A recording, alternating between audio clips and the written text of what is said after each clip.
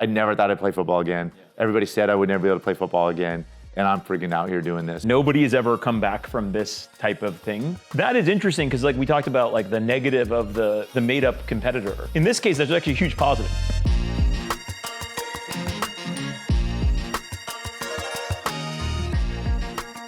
Well, we are back. New setup. So impressed by the organization of the Blue Guys, the evolution. We're leveling up, Shane. Leveling up. 2025. What's next? Hologram. If you give me a hologram to be with you guys, and then I will be thoroughly impressed. It's coming. It's coming. There's no stopping AI, Shane. At some point, you're going to have, we're going to be in the metaverse, and it's happening. That's our next growth round. That's our Series C. We're not quite there yet. We're early on. We're bootstrapped. The feedback I get from our podcast is that you guys seem like such good friends, and you're super close, and we are, but we're bi-coastal. On the setup, I'm actually pretty optimistic if this is the new base case. Right? Because if two of us are together, we were always worried that it was going to make the other one not on equal footing. I mean, we got Battier on a huge TV, basically life size. Yes. Right now, the setup, it works very well with what we got. So I want to talk. I want to riff on the theme that we talked about earlier in the year. Let's talk about competition, and more specifically, who is your competition? And I like that. I like that question. I like how it was framed. Is the answer internal? Is it external? And it made me think about what you said, Ravi, earlier in the year is well, before you think about who you're playing against, what game are you even playing? Yeah, what game are you playing, I think, is a very underrated question, as you guys know. Because I think that when you're a competitive person, like we all are, and I presume like most of the listeners are, you just kind of go play whatever's in front of you and you really try to win. And I think it's actually pretty dangerous because you can let inertia take you to a place that you actually have no intention of going. So an example would be that you really want to get promoted in your job, but you never stop to think about whether it's actually the job that you want to be doing or not, right? And your focus is on the wrong thing. It's about winning this game, but you don't even care about the game. And so I do think this idea, Shane, of okay, define what success is, define what you are trying to accomplish is actually probably very important. And related to that, it's once you have that, it's more obvious who you're competing against. And so on this question of for me, who am I competing against? I think that it's probably evolved over time. I think when I first started, my mindset was definitely okay, when I started at McKinsey, there was 8 kids in the class. I'm not super proud of this, but my first instinct when I met them was definitely size them up and be okay, I got to be the best one of these 8. I don't think that I was in the thought of I'm competing against myself. I want to be the best I can be. I think your first thought is scarcity mindset. I need to get the best job coming out of here. I think that over time, the competition is more some standard that you have for yourself, right? And I think that's healthier but harder to define. And, we should talk about that evolution, but I hope now that I'm competing against that. They're kind of asking the same thing, right? What game are you playing and who are you competing against, I think are kind of philosophically asking the same question. So I get the crux of the question. Part of me though is also torn. I think it's very clear. I just think back to when I was in high school. I can still name you. There's this, you guys heard of this Elite 11 quarterbacks? Yeah. Okay, it's the top 11 quarterbacks your senior year of high school, right? Your class. And I can still tell you the 11 quarterbers. Really? Who are they? Yeah, who are they? Oh, it's Vince Young, it's Troy Smith, it's Drew Olson, it's Trent Edwards. They went here to Stanford. Ben Olsen was the number 1 guy in the country. I remember him. He was in LA. Wow. Tyler Palco. This is crazy. Yeah. This was I was 17 years old, right? And this ate at me. Yeah. It ate at me. Right, I wondered. I never went to a camp. I didn't know any of this. Again, I told you guys about my high school experience, not being recruited and felt like I was overlooked and wondering if I was good enough. And again, I would hear about these guys Cal High Sports and these it was totally early days of internet. So you would hear about these guys and all the stats they were doing, throwing for just ridiculous amounts of yards and touchdowns. And I just wondered how I stacked up. And it really that seed planted in me that I definitely wonder. And it was there, and it was there when I went to college, right? And then I got a chance to play against these guys, and I was just so determined that I proved that I could play with these guys. And it was very clear. It's kind of weird though for a quarterback, Alex, though, because you have no bearing on what the other guy is doing. For sure, but like I didn't know that. I get that, but like did that ever occur to you? Like, are you going firing your defense up? Like, dude, you got to stop this guy. You know, I'm trying to beat his ass. I understand like the measuring stick, but like it was more that like, it was the measuring stick. It goes back like what game were you playing? Yes. What game were you playing back then? So my point was that that I was a peer, right, of that group. That like that's the game. Yeah. Not necessarily that I would beat them head to head or anything like that. More that I belong. And it's certainly what drove me all the way through, again, my college days. And but it was so funny. And you talk, and I think you hit on something, Ravi, is like that it does just change. It constantly changes. Because then when I got drafted, I was adrift for a long time. Like I had no idea who I was competing against at that point. Like I've told you guys, like haunted by like, oh, Joe Montana and Steve Young and the number one pick and Peyton Manning and like, but like that's not actually who I was competing against. And then I'm on the field and I'm running out there. And like it just, I felt like at that point I didn't have competition, and not in a good way, right? Like I feel like I was kind of lost and distracted, and it took me like a few years to actually like find that competition again. Yeah. And then so like, which gave me direction. Yeah. Does that make sense? Totally. And so I do get the existential question of like, are you competing against yourself or other people? Yes. Like, and it's funny because I did get to that place finally. Like that's the whole, I was, obviously in New Orleans for Super Bowl and just constantly get asked about Patrick Mahomes and why you mentored him. And I'm like, honestly, like at that point, like I really was just trying to find my potential. Like whether or not Patrick was there, like if I couldn't play good football, like they were going to find somebody. Like and I don't know if that comes with age and perspective, but I don't know. So I guess I still feel like I'm still kind of torn because I like having an enemy. Yeah. Like in some ways, like I think that's great. Like it does drive you. And it gives structure. Yes. Yeah. Yeah. It's very clear. It's very defined. Yes. What about you, Shane? I think I've always been driven by external competition. And, more specifically, I still remember when I was a kid, I used to put like, all these quotes, all these sports quotes on my wall and of people that I looked up to.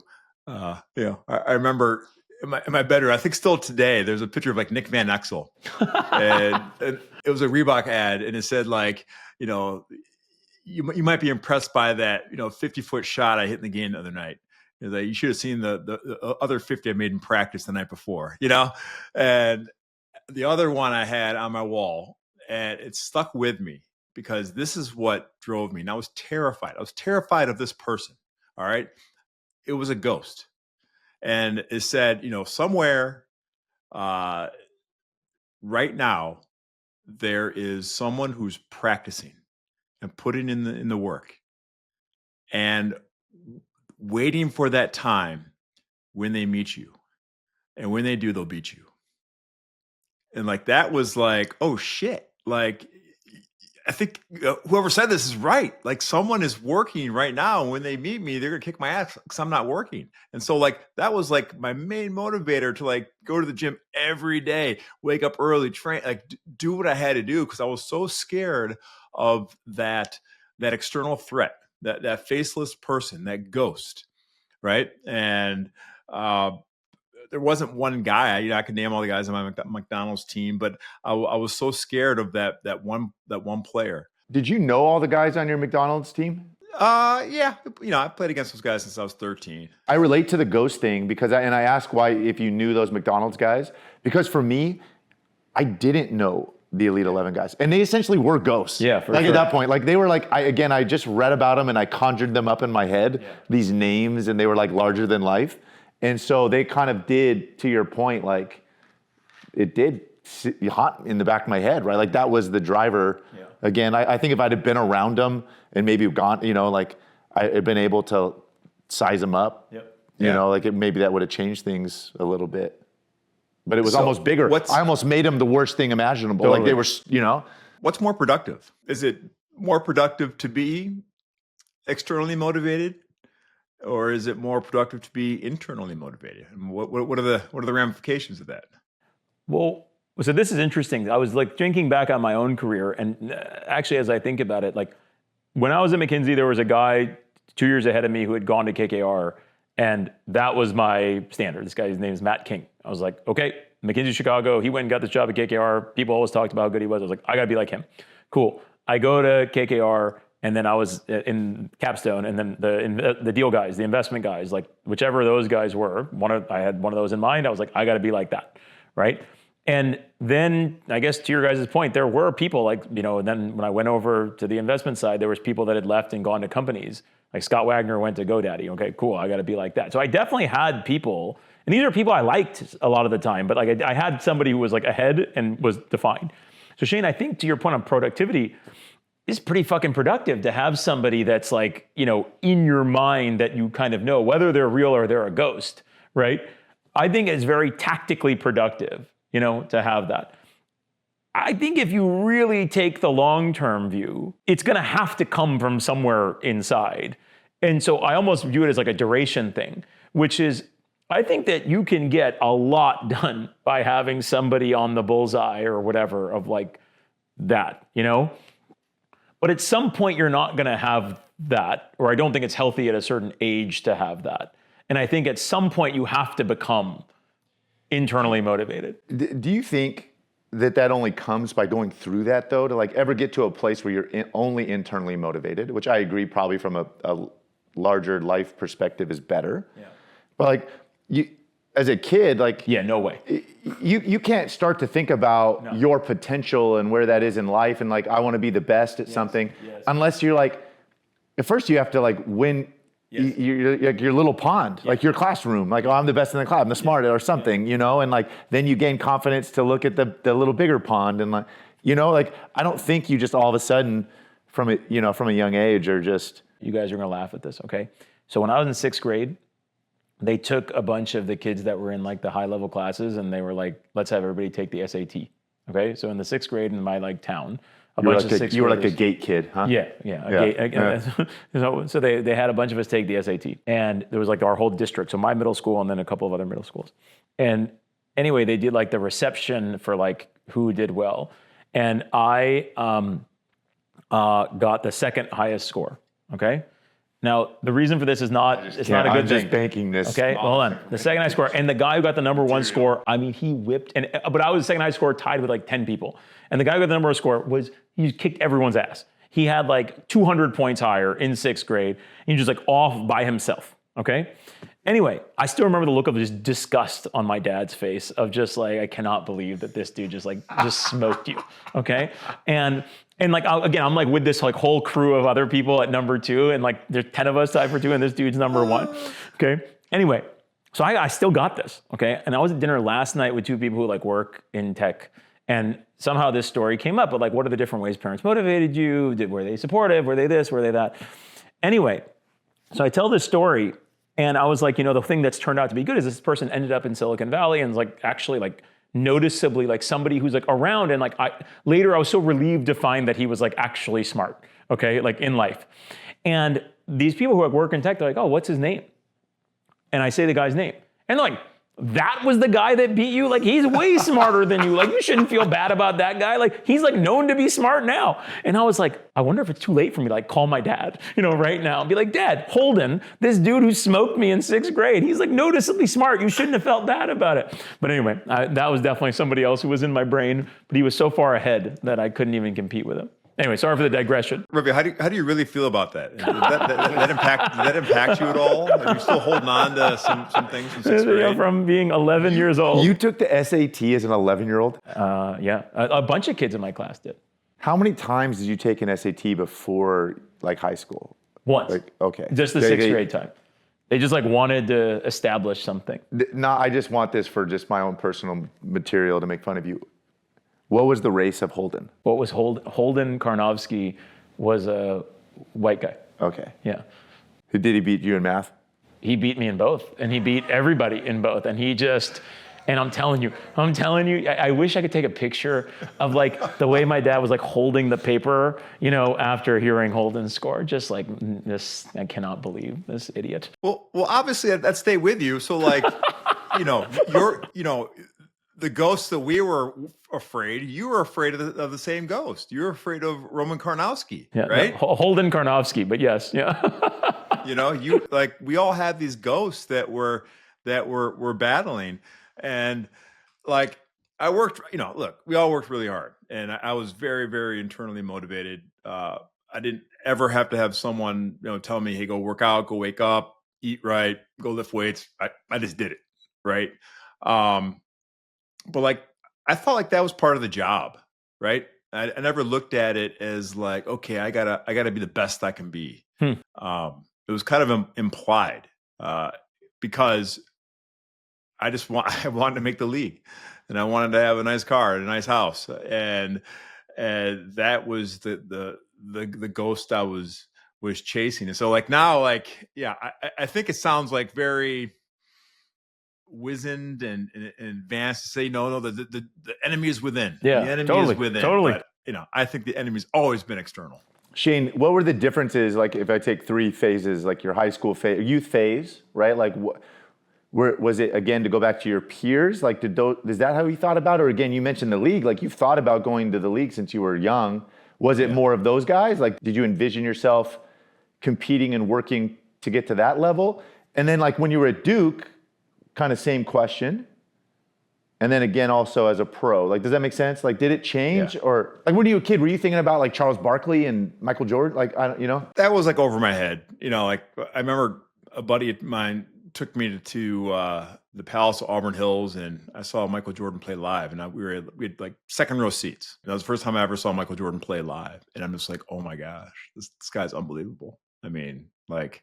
And I kept that ticket stub. So I'm like, that's who I want to be. Like, I want to be out there. Like, I never thought I'd be Michael Jordan, but like, I want to be out there on the court with like Michael Jordan. Like, I think I can do that. Right. And my competition, whether it was in high school, whether it was in Duke, whether it was in the NBA, it was the enemy for me was what I didn't know. That's what scared me. All right. What don't I know? What skill do I not have that just hasn't been revealed yet, right? Like, what is there some secret out there that I'm just terrified that if I come across it, it's going to beat me like that saying when I was a kid, like somewhere someone's practicing, and when they meet you, that they're going to beat you, right? And so like that was the enemy for me. I didn't know.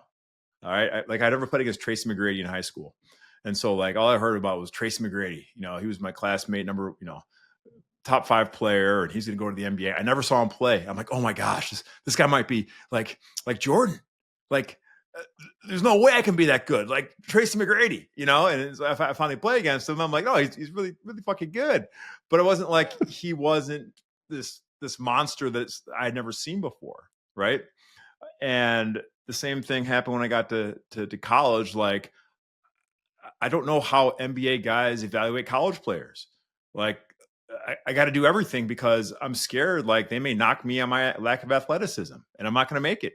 Right. And so it was like a gap of like what I don't know is like what pushes me. And I would say that like even now, like that's what pushes me. And whether it's you guys laugh at my AI bots that I build, and I'm more concerned like, well, I need to know this, and it's what I'm scared that I don't know that's going to bite me in the ass at the end. If you take what you just said, Shane, like the fear of the unknown provides like a real enemy if you really think about it, right? Because you're always like, what don't I know? And you're creating it. Exactly. Like it's all. Exactly. It's all, the less confident you are in what that thing looks like, the more it's scary, right? Because, and it's motivating because, whatever.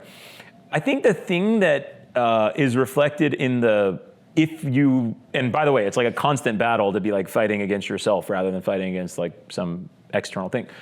But I actually think that what it reflects is you just kind of realizing that you do know a lot about what's out there, right? And so my point to this is, like, let's say that you want to be a good dad, okay? Forget about being a good professional. At some point, you have some idea of what a good father looks like, right? And it's not an unknown standard. It's hard, but it's not an unknown standard. I don't think any of us, to me, look at like, well, I want to be like this person as a father. It's sort of like, look, it's within me. Either I'm going to do this well or not. Either I'm going to be there or not. But there's some known standard that we've like arrived at. And so it's like, now I just got to decide, am I going to do the things that make me good or not? The thing that's interesting is in the moments where we have external competition, a lot of it comes from like, I don't really know how good they are. And therefore, like, I just, keep going. But I think knowledge of the standard is actually a really important thing to figure out, to be able to compete against yourself. Because remember in the NFL side, when you talk about Patrick wasn't my problem. My problem was whether I could play at this level or not. And I knew what that looked like. You knew what that level looked like. Yeah, and I didn't early on in my career at all. I had no idea what it looked like up close. Yeah. I think that's like that. I always loved that story of you and Patrick, where all of a sudden you end up with this amazing relationship, and it's very legitimate because you're like, he's not the problem. Yeah. The problem is, can I play well enough to be on one of the 31 spots or whatever, right? Yep. To go back to I think the start of like, I think the external motivator oftentimes can be a greater motivator from like a productivity standpoint. I think so. Again, because of the unknown, and oftentimes that unknown.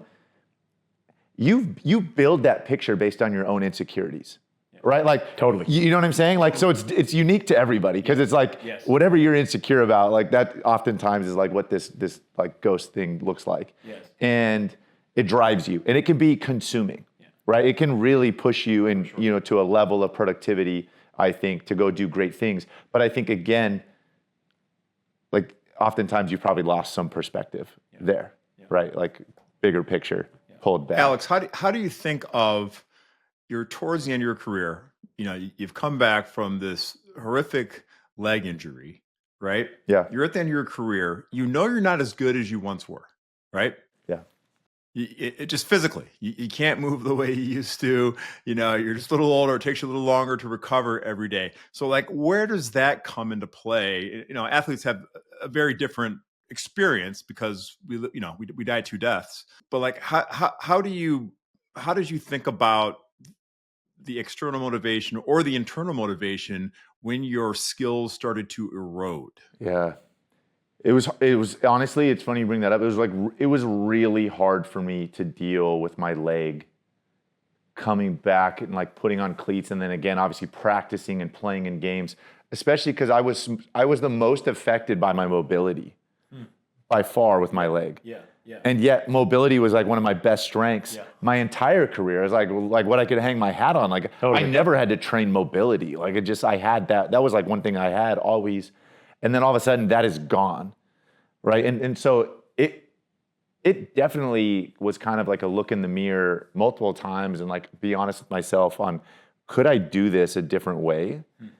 I think, Shane, for me to have the big motivator of like this leg injury and nobody had overcome that challenge made that easier for me.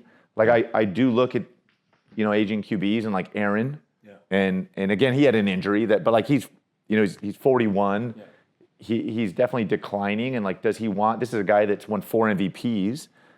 And again, like to your point, like the standard has been crazy high for him. And is he willing to play at a lower level? And like, so for me, Shane, I think because of the leg injury and like this like breaking down that wall or breaking through that wall of like, I can do this, helped me like from that standpoint. But it was really hard. Like I mean, like trying to run with that brace on and drop foot in my leg, like I felt like I was like hobbling around. I was so embarrassed by it. That took unbelievable amount of internal motivation to come back, right? So like that puts Ravi and I to shame. Anything we've had to go through. I totally agree. Just internally to find the fortitude to like throw that football on the first day of rehab. I mean, good Lord, like that. You're not thinking about Mahomes at that point.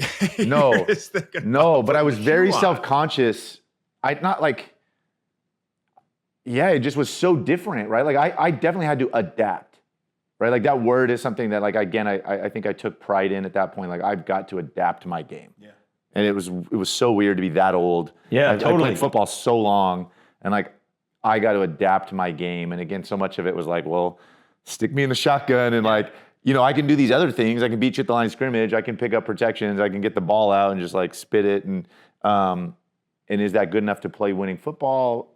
But I'm like diminished, you know. It was like a lot of emotions in all of that.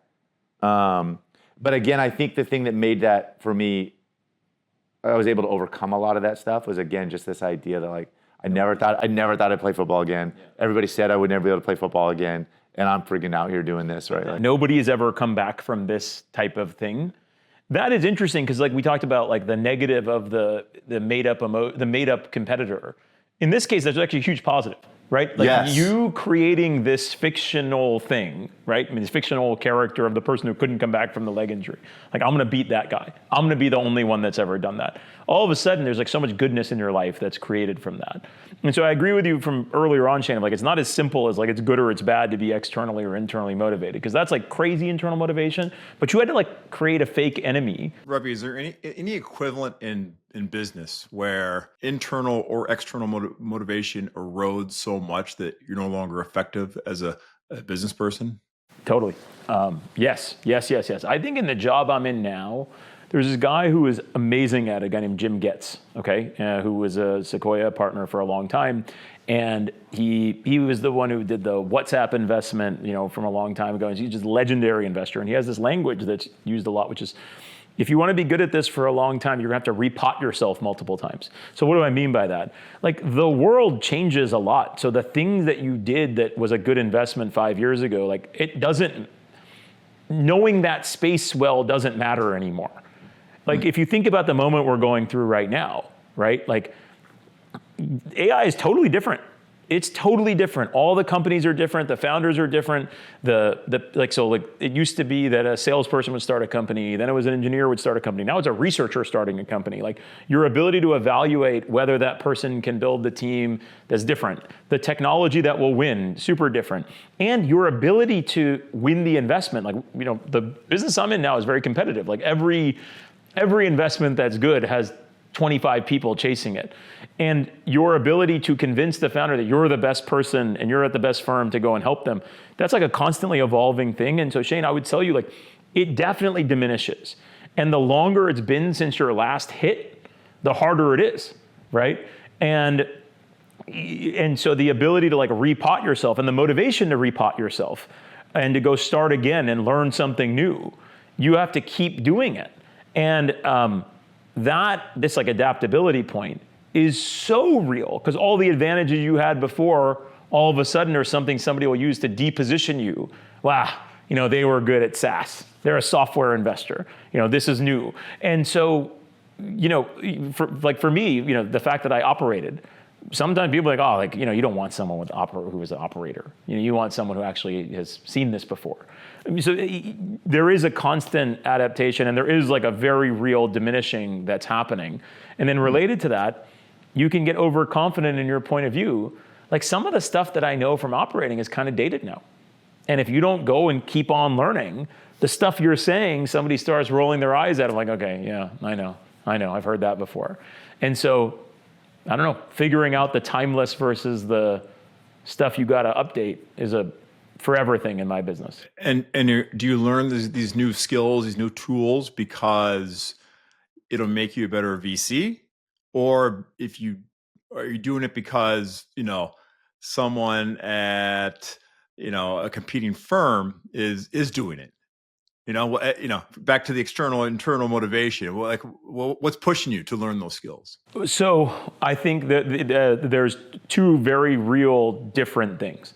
One of them is just like being embarrassed to lose. And culturally, like, Sequoia is a place that like it is unacceptable to lose, right? And so, look, I'm not immune to that at all. Like, I for sure, it is some of the external competition of like, if you like something, you really, really, really do not want to be somebody. It's very embarrassing to walk into our building having like, you know, not won an investment that, you know, whatever. Because it's effective. It's like, you've been given everything. What's wrong with you, you know? And that's like a very real, like, external thing. I think the internal thing there is, it is very fun to work with the best founders in the world. That is like very motivating. It's very interesting. You guys have been around some of these people as we've done things together. The best ones are so fun to be around because it's fun to be around excellence. So the thing that I would tell you, Shane, is some of the internal motivation, it's not about like, oh my God, I want to be the best VC or whatever. It's that the only path to be around the best entrepreneurs is to be to be invested or around the best companies. And you need to know what that looks like. And you have to earn the right to have them pick you and pick the firm that you're at or whatever. And so like the most fun that I have is when I'm with the portfolio companies that are the ones that are led by these incredible people. And the only path to doing that is to actually have learned it, know what you're talking about to some extent, and have something to offer. Do you think it's healthy, that environment of like losing is not acceptable, right? Yeah. That is a very external, right? Like there's no, hey, Ravi, we want you to reach your potential as an investor. You guys don't get a second place ribbon at Sequoia? They don't hand out second and third place trophies? This is win. Yes, right? yes. And two things, like, do you think that's healthy and or productive? And also, and from two viewpoints, obviously there's your viewpoint, but like there's also the LPs. Oh, for sure. Right? For sure. I think it's very healthy for the LPs, right? And I think that they're happy about that. You guys laughed, Shane, you talked about is there no second place ribbon? Doug Leone tells this great story. Doug Leone used to run Sequoia, tells this great story over and over again, where he was like, there was some founder who'd come in and the founder was describing something they'd done in their past life and just said, and I won second place at this competition. And Doug's like, we're not funding this guy. Like, you don't win second place of shit. Like, that's not the verb that you use for getting second place. Like, that's not no. And it was like, and he loves this story. And like, who knows what this person got second place in? It could have been like some like international incredible competition where it's like number 2 in the world. But it's like, no, like that verb that's not the right verb for getting second place in something. So like, it is very real. In terms of like, is it healthy? I don't know. Like, I just know it is. And you know what I would say? Cultures that are authentic, they work. Cultures that are, they are consistent. Yeah. I think this is Shane's word. Like, Sequoia is very consistent, and it's a very much like what you're signing up for. Like, if you come, this is the way it is, and we're not changing. But yeah, it's like a very real. Alex, how did you after you retired finally, and you're a business person now and a media star, how did you fire up the internal motivation again? Right? You don't have a scoreboard like you used to. Yeah, I mean, I do think obviously you like, again, to go back to Ravi's, like, you size up the field. Like, again, in whatever I'm doing, dipping my toe in like the private equity world here, which has all been crossed over with venture, and like you size up the field. And for me, like I don't look at these guys that have gone to, HBS and are doing this, like, but there's certainly a lot of athletes that dabble in this, right? There's a lot of guys here that do this and try to do it, and some are for real and some are pretenders, and like for me, it's like, well, I know what I think of that, those guys faking it, and I definitely don't want to be grouped with them, that's not where again, I want to be with the, these the Elite 11 guys over here, of the guys really doing it, and no different, like with ESPN. I couldn't have given 2 shits what these guys said when I was playing, right? Like, I didn't pay attention to that crap, and it was required. It was required, right, Shane? Like, I'm freaking in the arena. That's right. You assholes, like, I don't care what you guys say about me, especially towards the end of my career, and then definitely when I came back and played after my leg, like, I've talked to you guys about that. Like, that was amazing freedom. However, now, like, these guys are my peers, right? And I do, like, live TV, like, you better, again, like, so I watch these guys. I pay attention to them. I know the guys that I like, and again, the guys that I don't. And so it is this, like, sizing up the field. I'm still early in both of those journeys, though, Shane. Like, I think that if those were, like, the 2 main things I had going right now of figuring out who I'm competing against, and again, the game I'm playing, those are the same question. But I feel like Steve Young has been good for you. Yes. Like, his existence as like super legit quarterback, now super legit investor, partner in a real, like, legitimate, exactly. And like, on boards, he's like, this is just like really playing the game at a very high level. right? Yes. And playing multiple games. To me, I feel like he's always somebody that I think of like you thinking of. Yes. You know? Yes. Yeah. Absolutely. Because they like you know this, Shane. Like ventures become like such a sexy thing for the whole world. Everybody's trying to get a part of Silicon Valley. There's all these athletes like looking for a handout. They want their name on a cap table. Like, and that's all they really do. Yeah. You know. And again, like for me, like, well, if I'm going to do this, I don't want to be asking for favors. I'm not here to like, you know, like I want to know the stuff. And yeah, I mean, I guess like still trying to reevaluate that, Shane, like, you know, like again, and even on like the TV side, like I know what I want. I want to be authentic. I don't like, you know, I want to be real, but I also, I will never go on TV unprepared, right? And not know what the hell I'm talking about. Because I've seen guys go wing it and get up there. The worst. And it's like, this guy's never watched film and is like, you know? Is there something you have in your life that it's 100% pure internal? Fatherhood and being a husband. Like my role in the house.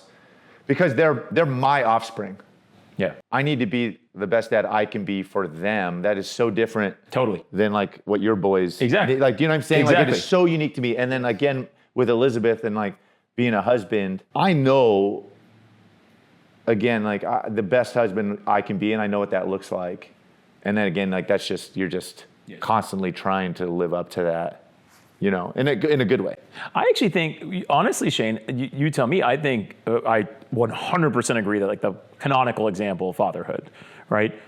Being a great husband. I think being a good friend, honestly, that to me is internally motivated. Like, you know, why do you call sometimes, right? You're not doing it for anybody else. You're doing it because you're trying to care about the person. Like what, you know what I'm saying? Like the real relationships are the ones where like, yeah, you're just doing it to do it well, and because it needs to be done well, you know? Yeah. Shane, how about you, flipping it on you? Like if you stepped away from basketball, like right now, like do you feel like you have an external motivator? No, I don't. I don't because like growing up, I always thought I was kind of an odd duck. So I never really had role models. I just never thought that like my path was like anybody else. I'm sure it was, but I just never thought like a mixed kid growing up in the suburbs, you know, growing up seeing what I saw. There's no one like me. So I actually, by the way, Shane, you should continue, but I actually think that's still true. I still don't, in all seriousness, I still think that, I don't know, you've like been around a while, like have you found that many people who you think, you know, are like you overall? I think we all have different aspects where we're similar, sure, but like you still are a weird dude. You know what I'm saying? Like, no, that's the hard. No, I was about to say like after I retired, so I feel like I've talked to like so many successful people, and I've gotten amazing advice from people who've done it in so many ways. But at the same time, there hasn't been one thing that I've taken pieces from what people have gone through, but there hasn't been like one story that I'm like, oh yeah, that's my journey. I'm gonna do that. I'm gonna do that. So like every day when I wake up, people ask me like, what do you do all day? I'm like, I'm trying to figure it out. So I guess I don't have anybody to compete against. I'm not competing against anybody. Like I'll outkick my coverage in my marriage. I have 2 unbelievable kids. You know, I'm living my dream.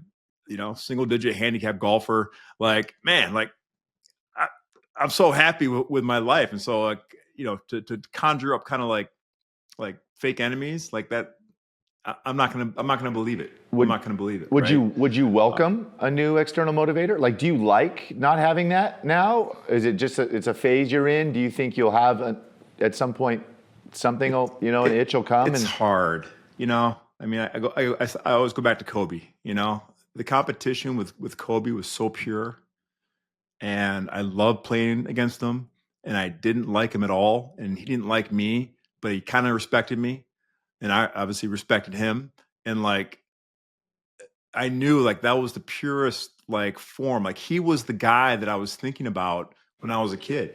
Yeah. That when I meet him, he's gonna kick my ass. That's crazy. Like, That's Kobe. crazy. He existed.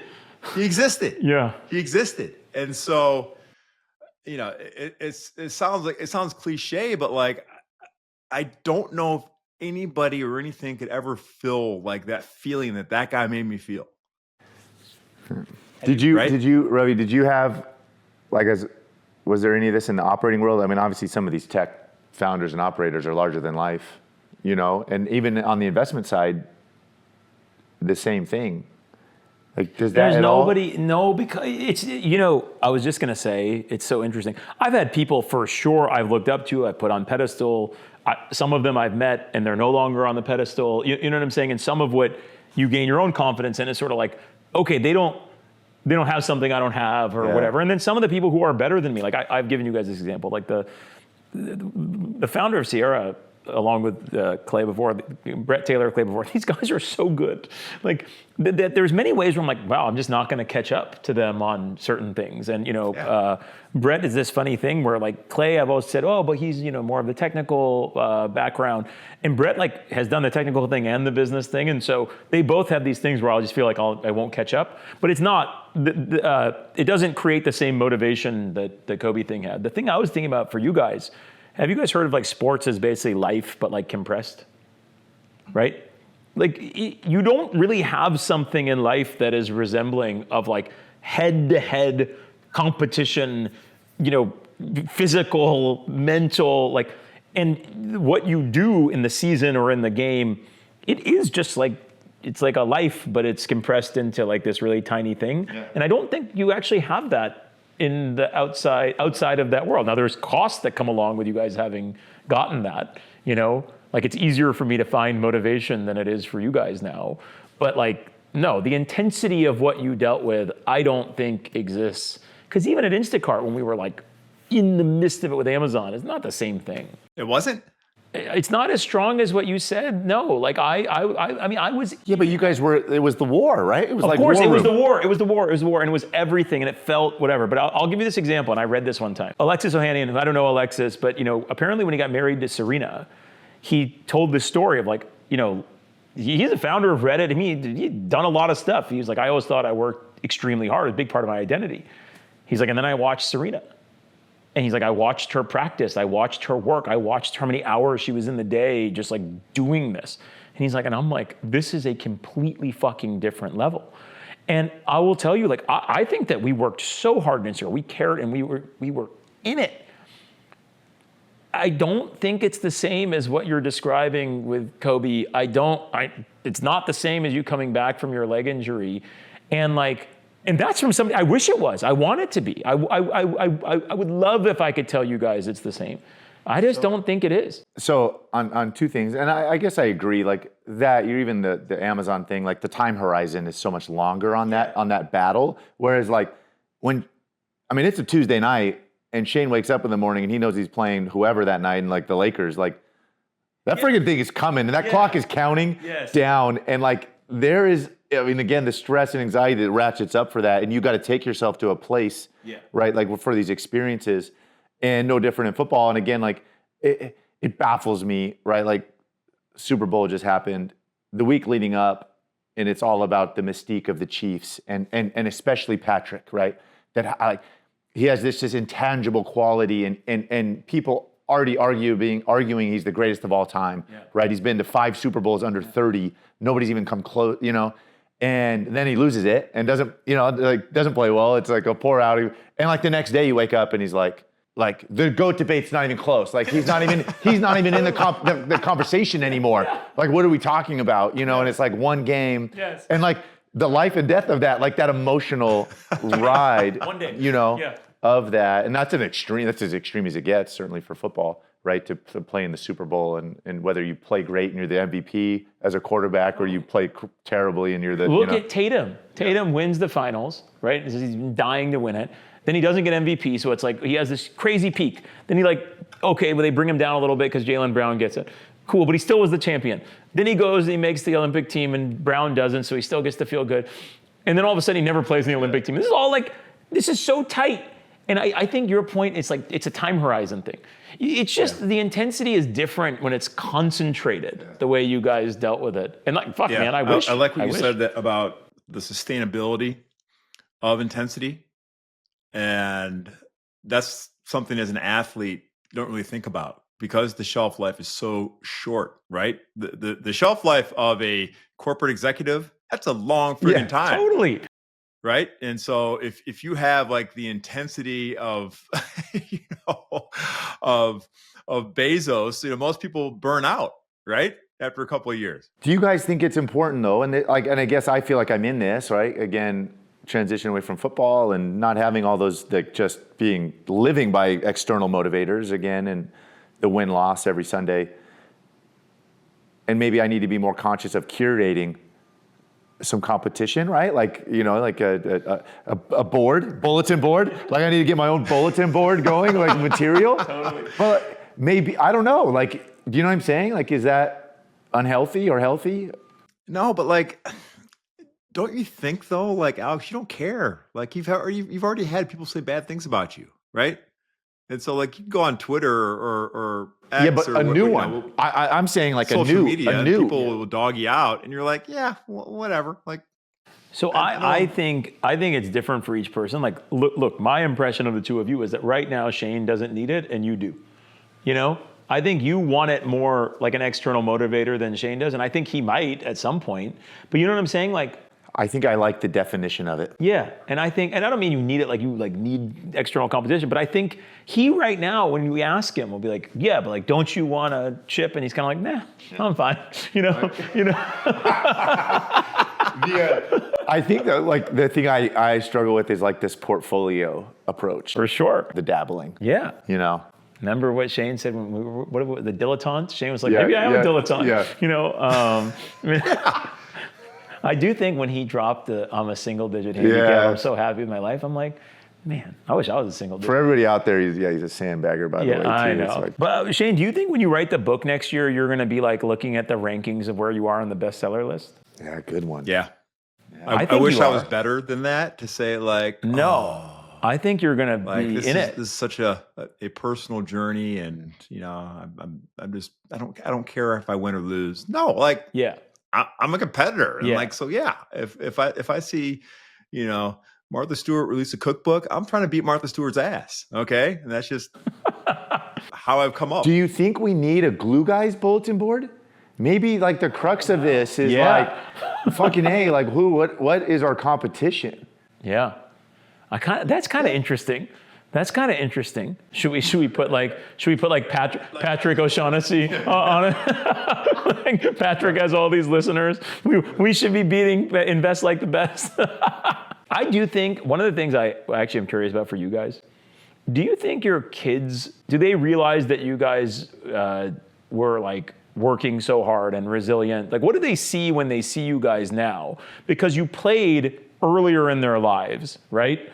And now you're around more. Like, what do they think about when they think of you guys in that respect? Okay, I'll just jump in on this. This is like my favorite thing, okay? Anytime I come out with a collared shirt on, anytime, like this, it just happened this morning. Okay, I had a meeting this morning. I had to like look whatever, a collared shirt. My middle son's immediate first reaction is, oh, Dad, you're going golfing? Like, his first reaction, right? And he says this, I'm like, no. So when all these other things, again, the firm that I'm at, and like, if I go do anything, put a collared shirt on, he's like, oh, Dad, you're going golfing? And so, and a couple things there that like, they were young when I played, and one of the biggest perks of being a professional athlete is like, putting on the clothes that I took off the night before that are laying right beside my bed to go to work. Yeah. It is like, because when you get to work, I have to like I have my whole work clothes. Like I wear Chiefs gear. Like I have to get in all my stuff that I have my own like net bag laundry that like, I get in my uniform, my factory uniform. But I guess like what I'm getting at again, like to my kids, it's so different now. And again, like this even, like what does work look like? They knew what work looked like when I played football, and now every time I do go things that I would call work, my kids think I'm golfing, right? Like that's what I'm presenting to them, like so. No, to answer your question, they'd have no idea. Ravi, do you think like kids today are more just internal? And so like internal motivation may be like more important than was for us. They're internal and external. All right. They're always Yeah, looking it's for like a validation barbell. through social media and everything else. But just kids are less connected to people nowadays, right? And they're more digitally connected, but I would say more like isolated as people. That's a scary thing for our society, you know, for our country, for our kids. And so like to optimize your journey and be a productive person, like it's up to you because you're not as connected. Yeah, I think there's definitely something there because like what I was gonna say was it's so funny.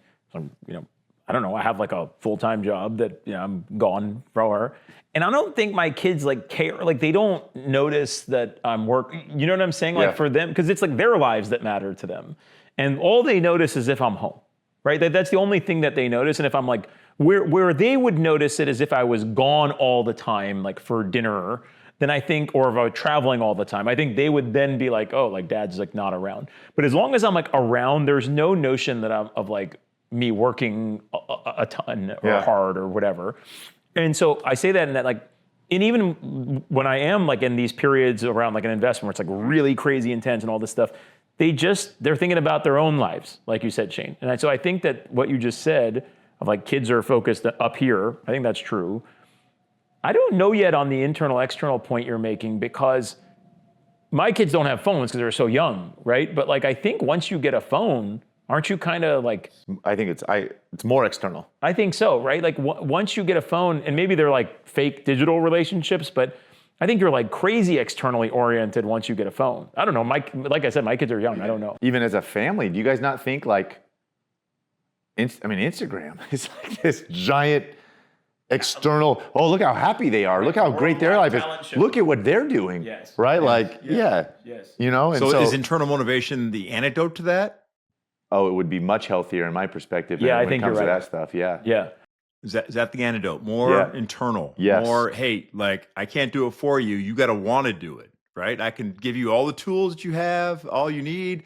I can set you up, but you're the one that has to put the foot in front of the other every single day to get to the next level, right? Yeah, I think it's paired. You tell me if you guys agree. I think it's internal, like trying to get internal motivation, and it's the establishment of a reasonable high standard. The reason I say that is the Instagram stuff is not a reasonable high standard. It is an unreasonable fake standard, whatever they're seeing.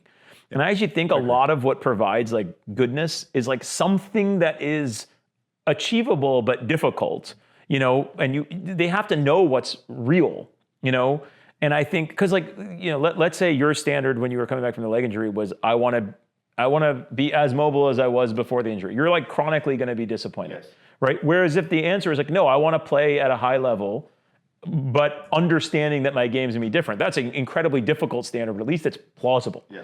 And so I think, Shane, yes, internal motivation, but I think part of the job for us with the kids is like helping them understand what is a high standard, but like an actual standard. The social media, the constant comparison. Oh, for sure. Right? Like, oh, look what this kid did. Look what these kids, look what, like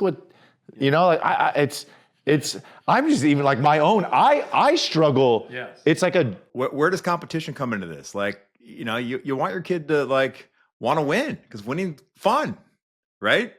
You don't want your kid to go through life and get nothing but participatory ribbons. But remember you told us one time, I think you said this on a recording. I hope it was during a recording. That like during the heat days, you guys would put on videos of Jordan having like a 5 for 20 game or something. Yep. And so the reason I think that's like notable is like to me, Instagram is basically like telling people that Michael Jordan scored 55 points a game. All you see is the crossover swish against the Jazz like all the time, yeah. And he like, averaged 50 points a game and he won every game and you know what I'm saying? And he like won 12 championships or whatever versus no, like, he was amazing. He was the best of all time, but like he sometimes had bad games. So I think, I think the problem, Shane, I have with like the perfection standard is I actually think it's demotivating and it makes them not even want to compete. It's unattainable. Yeah, because they're just whatever. Like, there's no way I can do that. So yes, I want my kids to be competitive. They still have. One of my favorite things about each of them is on their desks, they have their like winning ribbons or whatever, like kind of like laid out just so. And I fucking love that. because it's not, nobody else is telling them, but they have whatever they found pride in on there, you know? Yeah. So yeah, I definitely, I am not ashamed of this at all. I really want them to be competitive. And they are so far, but I really hope that continues. I think there's a lot of goodness. Are you okay with them being competitive with themselves? With each other or within? I mean, the twins are different. We can do a whole podcast on like psychology of twins, right? Yeah. But are you okay with them being, competing within, themselves to be the best? Yeah, I think so, because I think that honestly, like, I mean, like every dad, I say 95% of the shit that I tell them probably goes in one ear and out the other. Yeah. One of the few things that like consistently hits is if I ask them if they're proud of how they're behaving or playing or whatever. Like, just like the question of, are you proud of what you're doing right now? Mm. And the reason I think that's like, it especially happens when they're misbehaving with each other and they're describing why it's not that big of a deal, or, they're not really doing anything. And then if I can ask them, are you proud of how you're behaving right now? That answer always gets like they've thought about it. And I think that being proud is like competing against yourself, I think. That's a great question. Thank you. I've never done that with my kids. I think that's a great question. It like really has been effective. I mean, like I said, the vast majority of the shit that I do is not effective. That one is good, because every time they're like, no. It's like, yeah, what do you want to be about? You kind of, you're like asking them, like, exactly. Yeah. Yes, I know there's some defense for what you're doing right now, but you certainly are not proud of it. And the problem is occasionally they'll say yes, and you're like, fine, okay, like let me leave you alone. You know what I'm saying? But like, yeah, that's an effective one. I like that question a lot. I like that, Alex. What you said. You said, "What do you want to be about?" When did you figure that out? That this is what I'm about. I think it was pretty young, and I really relate to you, Shane, when you said like from a young age, like I'm different. And I'm sure, I guess I hope everybody feels like that in a good way. Like I felt the same feeling, like not externally, like I'm not mixed or anything, but like I'm unique. Yeah. Right. Like I distinctly had that thought process and or confidence. And I think I also like, and I love the whole, like, are you proud? Cause from a very young age, and obviously I still, hopefully I carry it, no one's perfect and you lose it, but like doing things the right way and being a good person, like were always very like ingrained in me, I think, from a young age. But I think, again, to go back to like that I'm unique and that I could do hard things, right? And that if I didn't go try to do hard things and or achieve it, like, I don't know if I would have ever felt content. Yeah. Does that make sense? Like, I don't know if I ever would have, I could feel content at all. Like if I hadn't. Totally makes sense. How about you, Ravi? When did you figure out? I mean, your path was a little windier. Yeah, I think it was later. I think it was later than you guys. I think that, I think it was, you know what it was? It was when I wanted something and didn't get it, right? And when I really wanted something and didn't get it. So it was probably around college. Like in college was the time where I sort of, I think, started to figure out that I wanted to be about something different than I was being about, And I think that it took failure, it took pain, it took realizing that the current approach was not going to work, I see Alex laughing. I'm just thinking this because I want to ask Shane this question. But like if I were to guess an age of when Shane knew what he wanted to be about, like 2? No, how old were you? I was just going to say we should guess. Let's both of us guess. Okay. It's a single digit. It's lower than his handicap. It's lower than his handicap. My guess is it was like after his mom spanked him when he had the party for his imaginary friends. And he was like 4 years old, and he's like, I'm never going to have that happen again. Not about that ball, the life ball. Shane, what age were you when you decided? I think a huge, huge, huge turning point in my life was I was 10 years old, and I went to the Isaiah Thomas basketball camp. And actually Magic Johnson, who I love, was the guest speaker. And he gave me a piece of advice that I went home and immediately did. It changed my life, and it changed like how I view the world. He said, you gotta see your goals every single day. So go home, put them on an index card, put them somewhere where you see them every single day. So I'm like, oh man, if it worked for me, again, my paranoia about like, oh man, there's a secret out there I don't know about. Like, I'm gonna do this. so first thing I do, I go home and I write down my goals on an index card. It's so nerdy. And I said I wanted to make my high school varsity team. I wanted to go to play in college, and I wanted to play in the NBA. 10 years old. Yeah, 10 years old. And I put it like above my bed, and I looked at it every single day. And I'm like, everything I do is going to be for these three things. And so every year I'd come up with new goals. Like, I want to be Mr. Basketball. I want to, be an All-American, yada, yada, yada.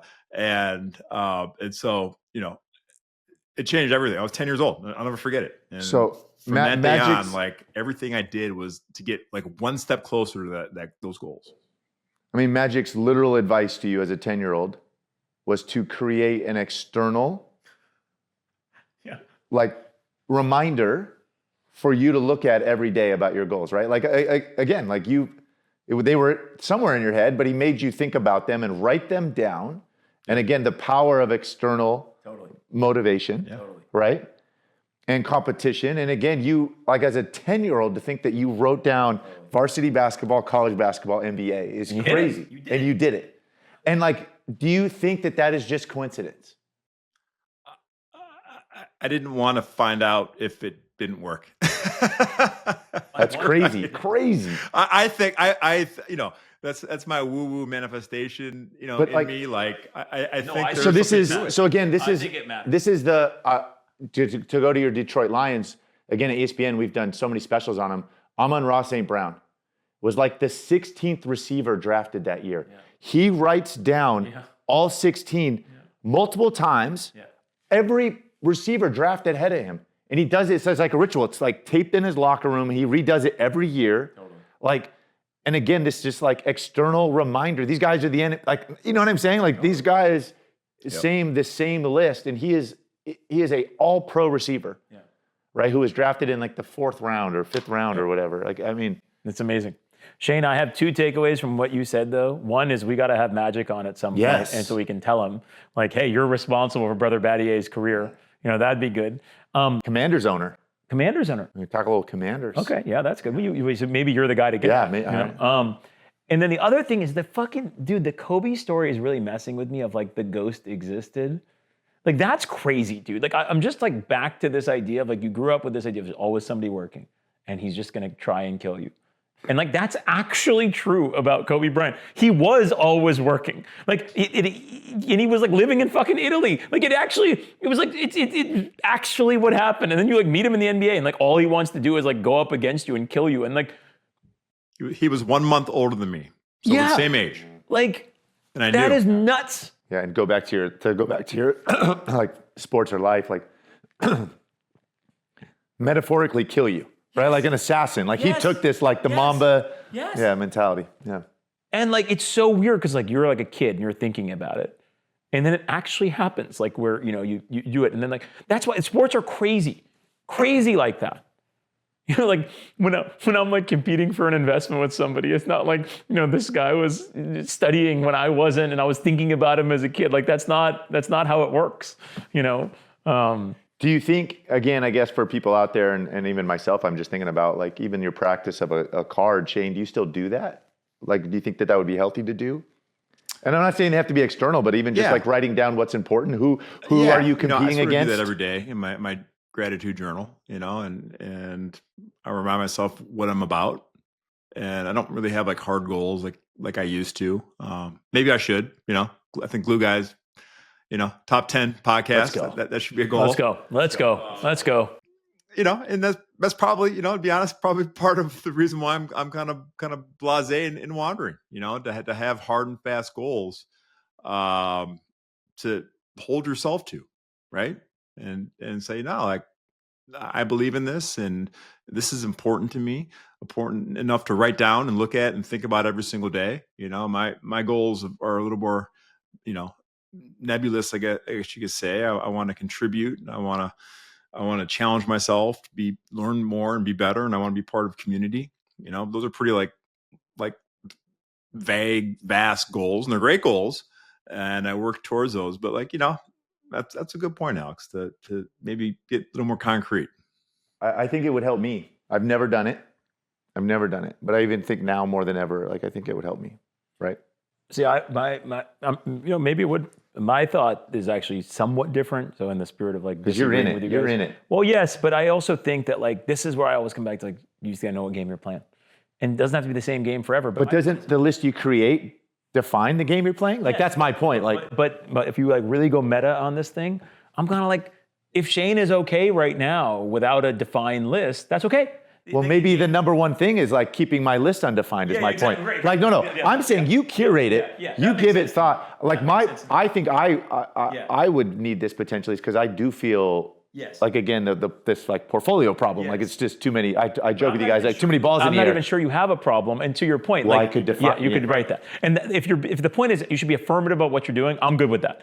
It just doesn't have to be so like tight all the time. It can just be whatever you're doing, do it on purpose. You know, like that to me is like okay. Like you Shane, you told me that at one point like part of your job was just like have more fun because you were a professional fucking basketball player when you were 8 years old, right? Like that is a bizarrely, that is a weird thing, right? Like, and so it is probably good for you to like decompress a little bit, at some point. And so, yeah, okay, Alex, if that's your point of like make it explicit as to what game you're playing, even if it's like I want to have a slightly different thing, that's cool. But just everyone doesn't have to be playing it all the time because then you're playing someone else's game. It's awfully close to winning second place over here, Ravi. It's awfully close. I'm in it. Hey, I'm in it. Yeah. I'm playing a game. I'm going to steal both those. I love the asking my kids if this makes them proud. Yeah. Right? Awesome. And I do think, honestly, Shane, like I think, and to your point, Ravi, like you make the list about whatever you want it, but like, again, defining it. And I think for me, I find myself, I say yes to too much. And I find myself getting committed to things and doing things that wouldn't be on that list if I were going to make it. Yeah, that makes sense to me. And so that's certainly maybe something that and again, I maybe just saying no more is kind of a priority, would be on there. So, but I need to put them in practice. There's this great line that I hear about sometimes, which is like, there's this meme of like, current me would not want to do this at all, but future me will totally want to do this. And it's like, no, you idiot. If you don't want to do it now, like don't say yes to it in a month. Like, because when it comes along, if this meeting was today, would you be like, yeah, I'm really excited to go to that? Like so much of the reason, it's so funny. People ask me like, are you guys having fun doing the Goo Guys? Like, whatever. I'm like, a lot of my metric is kind of, do I look forward to this slot on my calendar or not? And thus far, like, yeah, absolutely. That's great. But like, there's a lot of signal in like, when you look at the calendar, how does it feel when you see the thing coming up, right? And I think that like tells you a lot. And like, think about the number of things you go to that you're obliged to go to. I try to minimize that number. Yeah. Yep. So what did we decide today, Shane?